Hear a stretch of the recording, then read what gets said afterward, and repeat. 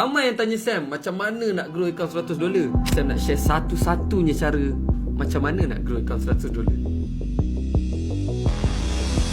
Sam nak share dekat korang money management terbaik untuk account $100. Tapi make sure korang save video ni dulu, supaya nanti korang depo, korang boleh tengok balik video ni. Untuk account $100 dengan leverage 1:2000, korang boleh buka total lot 0.60 sen lot untuk FM. Cara terbaik untuk Sam buat adalah Sam akan pecah kepada 5 account.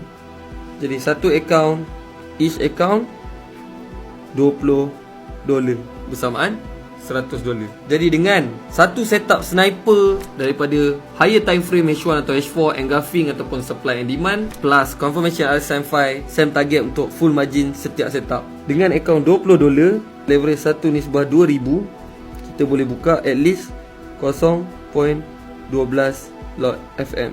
Jadi katakanlah untuk teknik RSM5, minimum Sam akan take TP to 50 pips. Katalah account pertama Sam loss $20, account kedua Sam grow 0.12 kali dengan 50 pip 500 point equal to $60.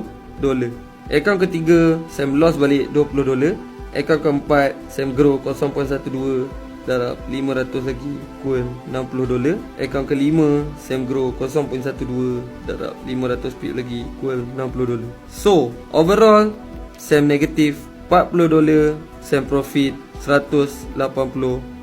So total daripada account 100 Sam grow to $180 dalam masa seminggu.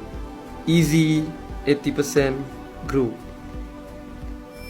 So sekarang korang dah tahu money management yang paling terbaik sekali untuk grow account $100. So lepas ni korang tak perlu takut.